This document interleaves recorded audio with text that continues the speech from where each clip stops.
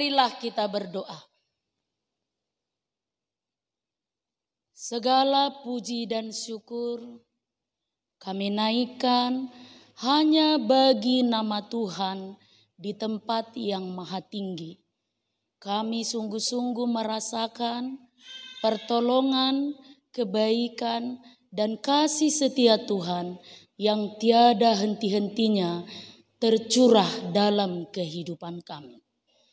Tuhan yang penuh kasih, saat ini kami akan mendengarkan firman-Mu. Kami sungguh-sungguh memohon pertolongan Roh-Mu, sehingga oleh pertolongan Roh-Mu yang kudus, kami dapat memahami dengan baik dan menerima dengan baik firman Tuhan. Di dalam Kristus Yesus, kami pun telah memohon. Amin. Shalom. Bapak, Ibu, jemaat yang dikasihi Tuhan, nas khotbah untuk kita hari ini, minggu yang ke-7 setelah Trinitatis, tertulis dalam kitab Injil Matius pasal 13, dimulai dari ayat 31 hingga ayat 35. Matius 13 ayat 31 hingga ayat yang ke-35. Marilah kita ikuti dalam hati kita. Saya akan membacakan untuk kita. Perumpamaan tentang biji sesawi dan ragi. Yesus membentangkan suatu perumpamaan lain lagi kepada mereka, katanya, hal kerajaan sorga itu seumpama biji sesawi yang diambil dan ditaburkan orang di ladangnya. Memang biji itu yang paling kecil dari segala jenis benih, tetapi apabila sudah tumbuh, sesawi itu lebih besar daripada sayuran yang lain, bahkan menjadi pohon, sehingga burung-burung di udara datang bersarang pada cabang-cabangnya. Dan ia menceritakan perumpamaan ini juga kepada mereka. Hal kerajaan sorga itu seumpama ragi yang diambil seseorang perempuan dan diadukkan ke dalam tepung terigu 3 sukat sampai khamir seluruhnya. Semuanya itu disampaikan Yesus kepada orang banyak dalam perumpamaan, dan tanpa perumpamaan suatu pun tidak disampaikannya kepada mereka, supaya genaplah firman yang disampaikan oleh Nabi. Aku mau membuka mulutku, mengatakan perumpamaan. Aku mau mengucapkan hal yang tersembunyi sejak dunia dijadikan. Demikian firman Tuhan. Bapak, Ibu, jemaat yang dikasihi Tuhan, dalam kehidupan sehari-hari, orang-orang dan mungkin kita semua yang hadir di sini sering abai atau sering mengabaikan sesuatu yang dianggap kecil, sesuatu yang dianggap receh, atau sesuatu yang dianggap remeh. Contoh, ketika kita sedang berjalan kaki, lalu kita melihat di jalan itu ada uang 200 rupiah. Jika itu di posisi saudara, apakah saudara akan mengambil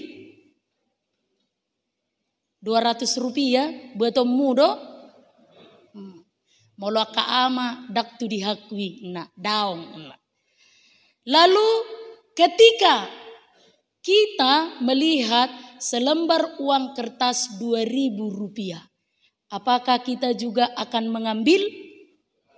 Mengambil. Alay, baik mak daripada dangi buat. Gitu kan. Lalu ketika melanjutkan perjalanan lagi, tiba-tiba kita melihat selembar uang merah dengan nilai 100.000 rupiah. Apakah saudara akan mengambil?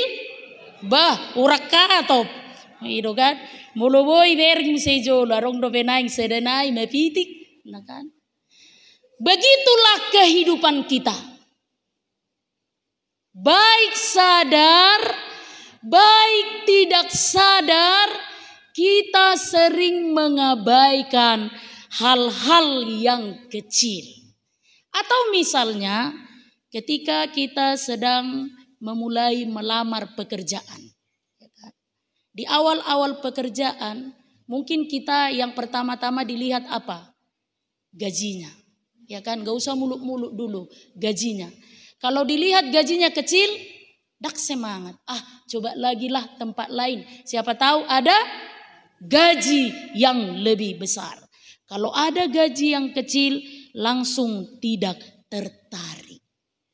Karena itu, Bapak Ibu jemaat yang dikasihi Tuhan, dalam kebiasaan kita, apakah ini sudah menjadi kebiasaan?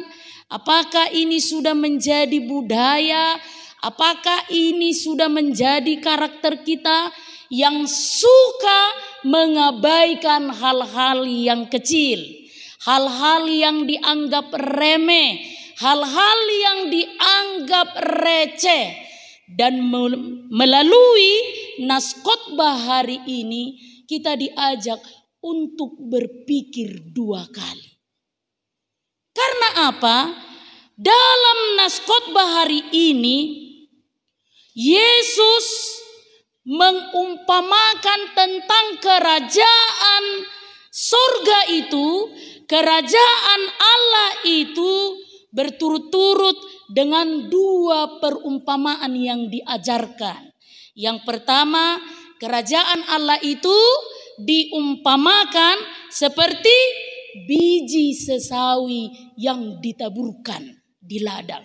Ketika biji itu tadi disebutkan di sana biji yang terkecil dari semua biji-bijian. Tapi ketika biji itu tumbuh berkembang, jangankan kecil, dia menjadi terbesar di antara sesama jenisnya sayur. Bahkan tumbuh menjadi pohon. Lalu apa? Burung-burung bersarang di sana. Berteduh di sana. Lalu perumpamaan yang kedua, kerajaan Allah itu diumpamakan seperti ragi yang diadukkan ke adonan tepung. Ragi yang sedikit jumlahnya itu akan mampu menghasilkan roti yang banyak dan besar jumlahnya. Dari kedua perumpamaan ini, Bapak Ibu, kedua-duanya menggambarkan sesuatu yang kecil, sesuatu yang remeh, sesuatu yang mungkin sering kita abaikan. Tetapi hasilnya, tetapi dampaknya luar biasa. Begitulah kerajaan Allah. Awalnya remeh, awalnya kecil, awalnya receh, tapi ketika dia bertumbuh, dampaknya akan sangat luar biasa.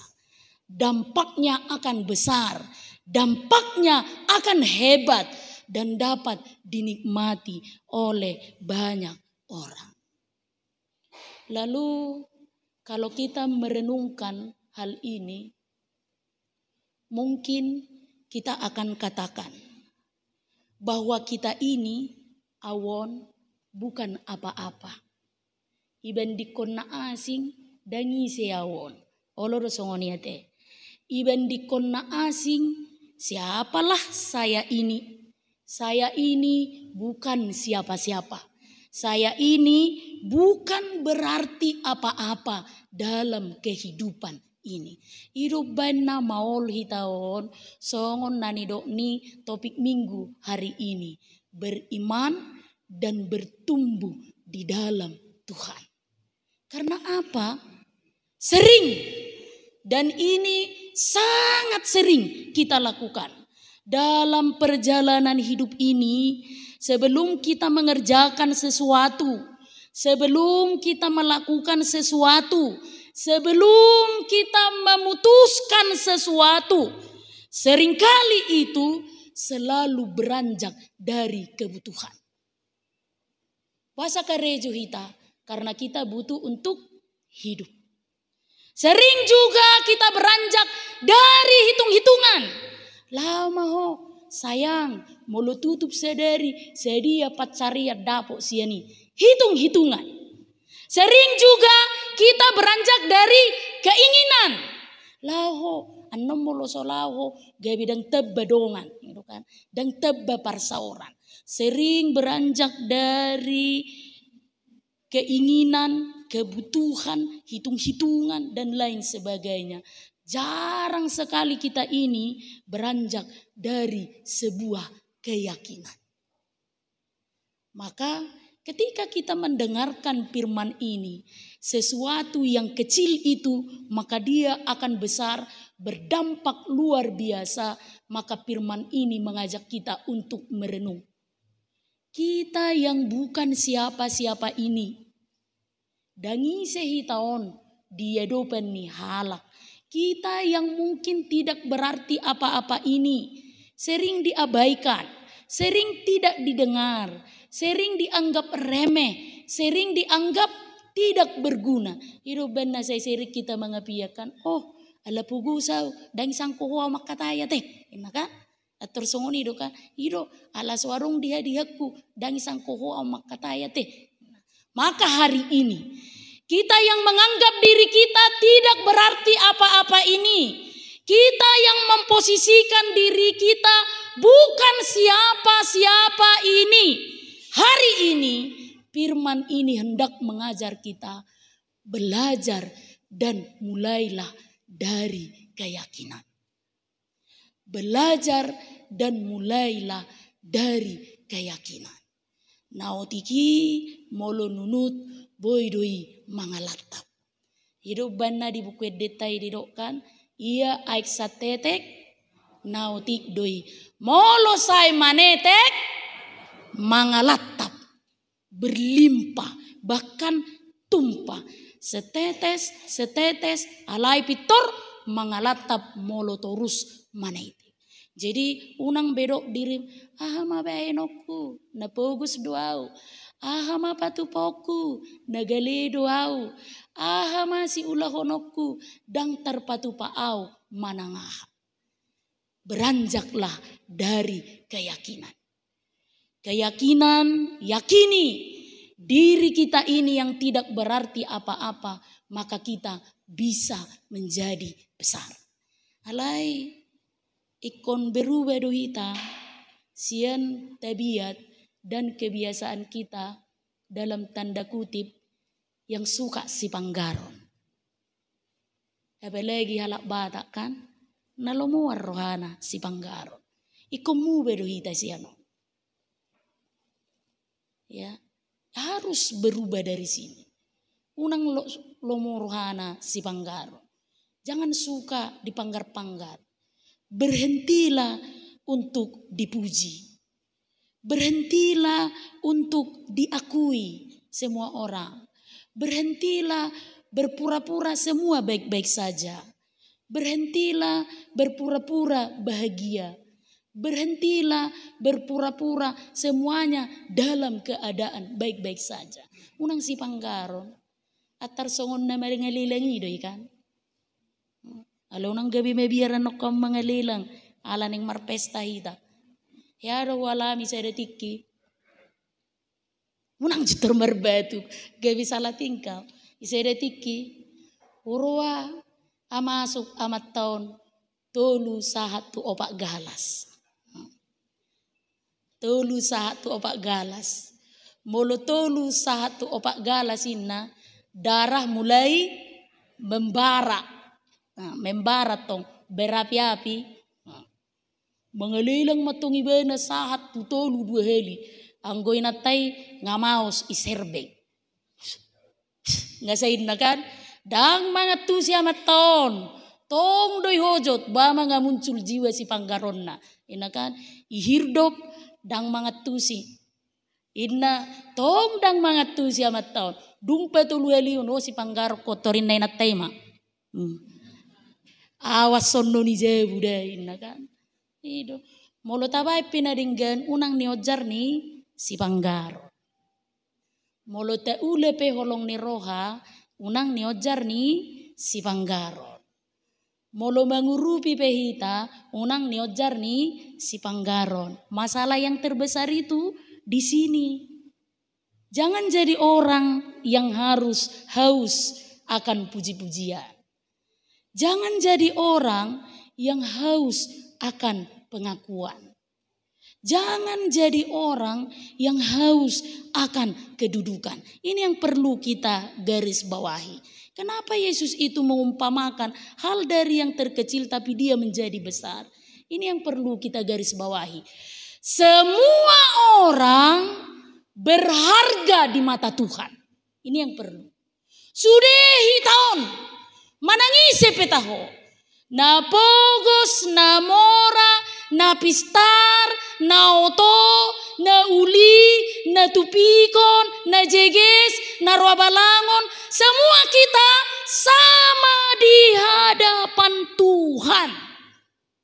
Jadi kalau kita tahu hidup kita ini berharga di mata Tuhan, kalau kita sadar bahwa hidup kita ini sangat berharga di mata Tuhan, dihargai atau tidak dihargai oleh orang lain, dipuji atau tidak dipuji orang lain, diakui atau tidak diakui oleh orang lain, saudara tidak akan pernah berhenti melakukan kebaikan. Jadi ini yang dimaksudkan kerajaan Allah. Ido naking ia eksatete molosai manete. Pasti mangalatap.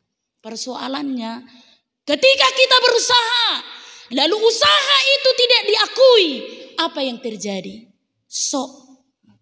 Hobe unang laulah tupungan ni taktiko si ay suruh ngargai kita. Kan begitu. Ketika kita berbuat, lalu perbuatan itu tidak menuai pujian, apa yang terjadi? Dak kasih, dang ibu tu madok mau liate, kan begitu? Apakah dia akan berhenti? Pasti berhenti. Karena apa? Dia haus pujian, dia haus pengakuan, dia haus semua orang mengakui keberadaan. Karena itu, Bapak Ibu jemaat yang dikasihi Tuhan, kalau kedua perumpamaan ini yang dimulai dari hal-hal yang terkecil ini akan memiliki dampak yang luar biasa, dampak yang besar, maka pertanyaan, seberapa berdampaknyakah kita dalam kehidupan kita? Ngamar dampak tahehamu aka amang? Nga berdampak tahe hitaon aka inang? Nga berdampak tahe hitaon aka donga perhalado? Apakah remaja dan naposobulung sudah berdampak dalam hidupmu? Seberapa berdampaknyakah hidup kita ini sebagai orang percaya? Ada yang bilang tolak ukur dari dampak seseorang, apakah dia sudah berdampak dalam hidupnya atau tidak, itu akan bisa dibuktikan Nina ketika kita kelak telah meninggalkan dunia ini, akan banyak orang yang menangis. Ima dampak na perjolo. Moludung mati na hitaon, gudang ma na tangis-tangis. Iya kan? Inna, ada orang yang katakan seperti itu. Jepi tortopuhu ingot.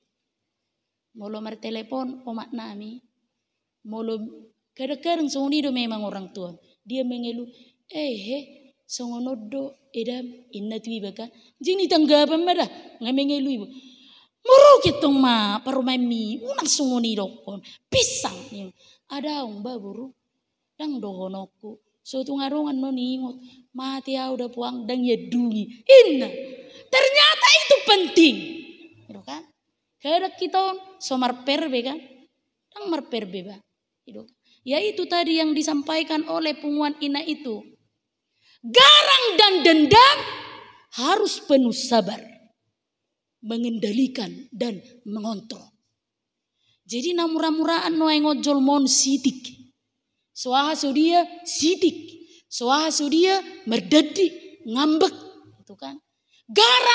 Garang kegarangan ini, emosi yang meluap-luap ini harus dengan sabar ditekan dan dikontrol. Kita mulai majolosia kita teh kainang para hari Kamis, mulai bereng ruesonan non, hidup baru para hari Kamis sih, daung besi nagarang, kan, daung besi silagatano, kan, daung besi berbeda-beda, kan, aturmu bedon rues na asingon, berdampak, itulah dampak. Tanpa harus kita katakan, itulah dampak. Nah, bagaimanakah orang yang berdampak dalam hidupnya? Jadikan dirimu berharga, punya nilai, punya kualitas, berharga, bisa diandalkan. Unang nanggosada pisi yang ngoluon, dangarong naboi si batu joloon. Anggon aboraton, harwa otong se, dangarong naboi batu doso nido kan. Jadikan dirimu berdampak, jadilah orang berguna. Kalau remaja Naposo Bulung tadi katakan, jadikanlah dirimu saluran berkat. Bantulah orang-orang miskin. Hiduplah dalam kasih. Lalu setialah dalam firman Tuhan. Orang yang berdampak itu, dia bermanfaat bagi banyak orang. Janganlah dulu bagi banyak orang. Ike keluarga majo. Kamu akamang. Ya debek kamu mekelinat tejabu. Isiro nama dok seringon. Ido kan. Unang molo marlawak-lawak ipunguan nila. Boy mekelinat tani halak. Apa inat tejabu. Ulan na murhing. Nejabu ijo pareso. Kamu akamang. Ngaber dampak tua kanak ko ni jebu. Unang mulai begi suara ni motor parkir. Tidur yuk, bapak udah datang. Hindari pertemuan, hindari komunikasi. Janganlah dulu panjang-panjang dipikirkan. Jadikan dirimu suami berdampak kepada istri. Itu kan, unang songon na itu ni edei. Ada HP molo ni ida taheda baru jawa na di Jolo jabuan gabi roi jurinna. Itu kan. Gabeolo sipata taheda tata rohani bemernida buru ni raja na di jabuanin na hama masuk nih mamereng na asing roi jurna na di jabuan tata rohana unang da awas-awas RPP. Jadikan dirimu berdampak. Istri sebaliknya, jadikan dirimu berdampak kepada suami. Itu. Jadikan dirimu berdampak. Orang tua kepada anakmu berdampak. Ya. Unang hati-hati ya. Anak-anak ini jangan lebih terbuka kepada orang lain daripada kepada orang tua. Itu ciri-ciri yang sudah mulai tidak berdampak. Molo ulomwar rohana curhat tuna asing. Molo tua curhat adong dope pasti positif kan? Dan mungkin arah kono kuda dana kon. Tu hamatea. Gitu. Daripada dia ke yang lain. Ini yang perlu kita renungkan. Lalu pertanyaannya, apakah yang harus kita lakukan supaya hidup kita ini berdampak, hidup kita ini berguna, kehadiran kita dirasakan, dinikmati, dihasiholi. Itu kan, ikoni hasiholi halak manian harorotta. Kan? Amang juta bahasa dang roa mate si edo nang ba lungur roha dang seru punguanon mulusu hadir ina kan unangin na hadige manang law amat tanay sapingon iwe amsedongan na kan. Bado carana asa hatok lau amat tanai sapingon. Harus berdampak. Apa yang harus kita lakukan dari Naskotbah hari ini? Kita mau belajar, jadilah dirimu berdampak, dirasakan, dinikmati, dan dirindukan kehadiran kita sebagai orang yang percaya. Karena apa? Satu, hidup dengan terus-menerus melakukan firman Tuhan. Pasti kita masih sangat ingat perumpamaan tentang penabur khotbah pertanyaan minggu yang lain.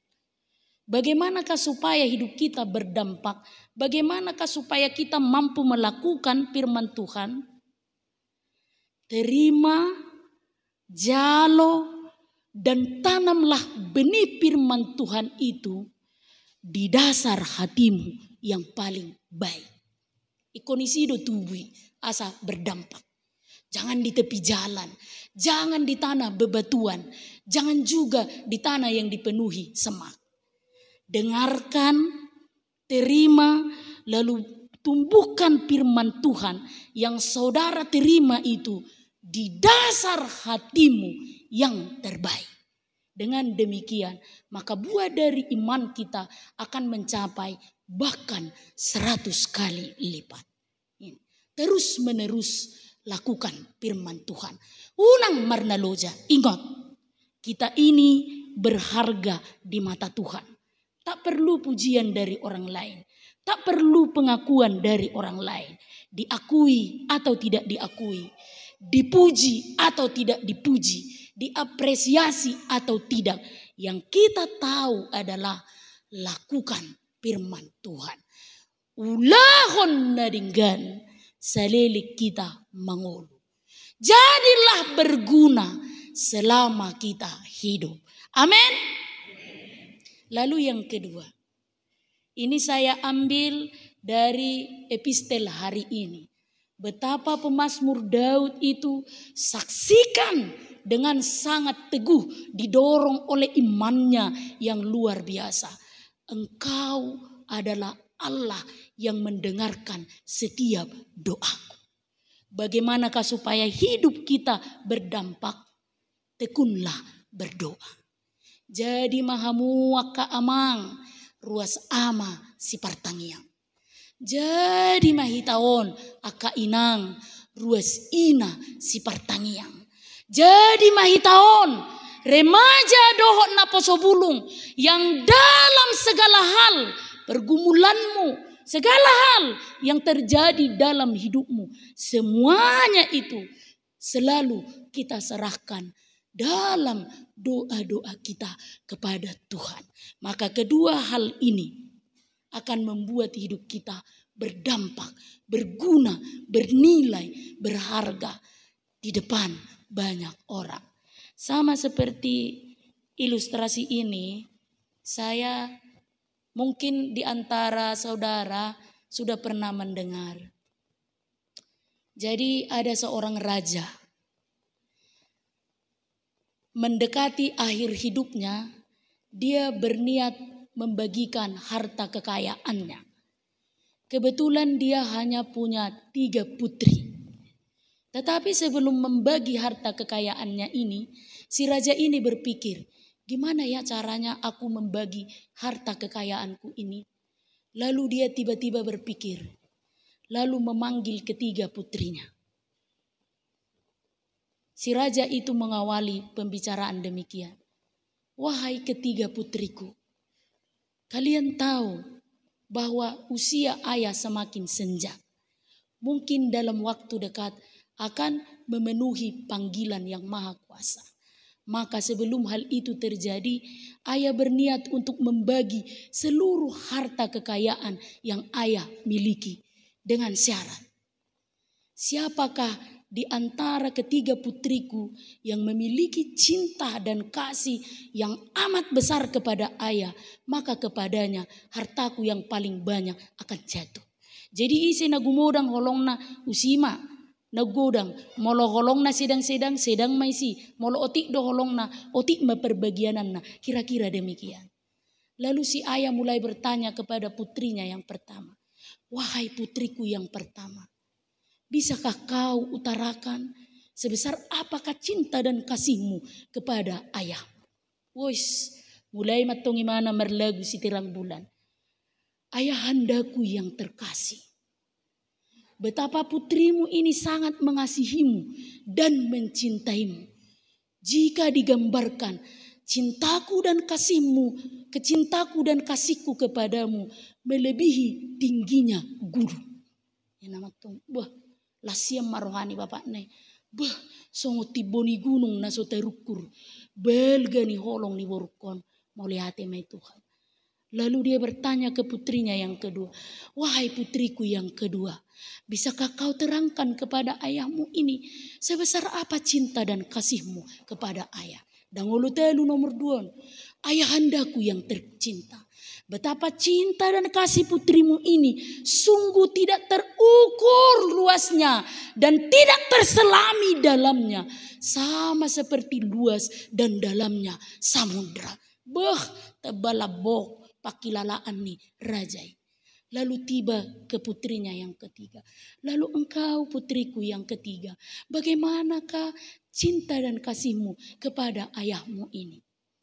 Sambil menarik napas sejenak, lalu dia menjawab, ayah, cinta dan kasihku kepadamu berbeda dengan kedua kakakku. Cinta dan kasihku kepadamu sebesar garam. Unang jo pikiri garam na belga, garam halus. Ator murka tong rajai. Songo garamimu, nama ngaliai nama huisi. Ku didik, ku besarkan, ku latih selayaknya sebagai putri raja. Engkau balas cintaku sama seperti garam, tidak berguna dan tidak berarti. Lalu apa yang terjadi? Si ayah itu berniat mengusir putrinya yang ketiga dari istana itu. Tapi dengan teramat sedih si putri itu katakan, ayah, saya menerima keputusanmu untuk tidak menganggapku lagi sebagai putrimu dan mengusirku dari istana ini. Tapi sebelum itu terjadi, izinkan anakmu ini untuk membuktikan esok hari. Lalu keesokan harinya apa yang terjadi? Ketika hendak makan bersama di meja kerajaan seperti biasanya, semua makanan dihidangkan. Makanan yang biasanya lezat, selayaknya makanan di istana seorang raja. Tapi apa yang terjadi Bapak Ibu ketika makanan itu dinikmati? Semua makanan itu hambar dan tawar dan tidak ada rasa. Karena putri yang ketiga itu memerintahkan kepada kepala dapur, tidak ada satu dari makanan yang dihidangkan yang dibubuhi dengan garam. Ketika raja itu murka, lalu putrinya yang ketiga katakan, begitulah gambaran kasihku ayah. Kasihku tidak dapat diucapkan dengan kata-kata. Tidak bisa dilambangkan dengan sesuatu. Tapi kasihku hanya bisa dirasakan. Begitulah hidup yang berdampak. Jadi dang pola hita sogot mabay tikting ngahulahon nadingkan. Dang pola hita mabay pengumuman jol meneburju doa. Tanpa kita harus katakan itu, orang lain bisa rasakan. Dan ini yang perlu. Maka Bapak Ibu jemaat yang dikasihi Tuhan, berikanlah rasamu. Sehingga banyak orang yang merasakan kehadiran kita, sentuhan tangan kita, perbuatan kita, kebaikan kita, pertolongan kita. Karena apa? Ingat, kita adalah orang-orang yang berharga di mata Tuhan. Maka untuk berdampak, hidupilah firman Tuhan. Dan jangan berhenti untuk terus-menerus berdoa kepadanya. Apapun yang sedang kita rasakan, apapun yang terjadi dalam kehidupan kita, sehingga seperti yang diharapkan oleh firman ini, kehidupan kita sungguh-sungguh berdampak. Amin. Marilah kita berdoa.